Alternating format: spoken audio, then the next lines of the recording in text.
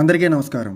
మీరు చూస్తున్నారు కేకే sports review. నిన్న ఉప్పల్ స్టేడియం సాక్షిగా ఒక హై వోల్టేజ్ డ్రామా జరిగింది. టేబుల్ టాపర్స్ ఎవరని తేల్చే మ్యాచ్లో సన్ రైజర్స్ హైదరాబాద్ తమ విశ్వరూపాన్ని చూపించింది. పంజాబ్ కింగ్స్ ను మట్టికరిపించి ఆరెంజ్ ఆర్మీ నంబర్ 1 ప్లేస్ కి ఎలా దూసుకెళ్లిందో ఈ వీడియోలో క్లియర్ కట్ గా రివ్యూ చూద్దాం. ముందుగా టాస్ గెలిచి పంజాబ్ బౌలింగ్ ఎంచుకుంది. కానీ ఉప్పల్ వికెట్ మీద ఆరెంజ్ ఆర్మీ బ్యాటర్లు విశ్వరూపం చూపిస్తారని బహుశా అయ్యర్ శాన్ ఊహించలేదు. ఓపెనర్లు Abhishek Sharma, Travis head first ball నుంచే అటాక్ మొదలు పెట్టారు. ఆ తర్వాత ఇషన్ కిషన్ తన క్లాస్ చూపించగా హెన్రిక్ క్లాసెన్ మరోసారి సిక్సర్ల సునామీ సృష్టించాడు. ముఖ్యంగా నితీష్ రెడ్డి ఫినిషింగ్ టచ్ తో ఎస్ఆర్హెచ్ స్కోర్ బోర్డు మీద 235 పరుగుల భారీ లక్ష్యాన్ని పెట్టింది. పంజాబ్ ఫీల్డింగ్ మిస్టేక్స్ కూడా ఎస్ఆర్హెచ్ కి బాగా కలిసొచ్చాయి. 236 పరుగుల కొండంత లక్ష్యం. పంజాబ్ కు ఆరంభంలోనే షాక్ తగిలింది.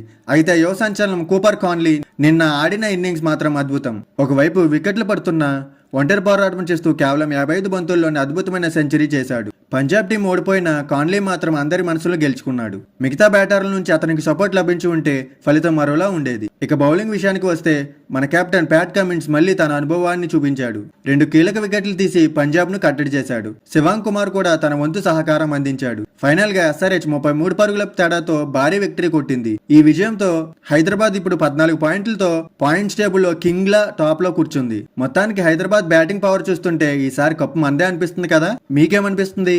నిన్నటి మ్యాచ్ లో మీ ఫేవరెట్ మూవ్మెంట్ ఏంటి?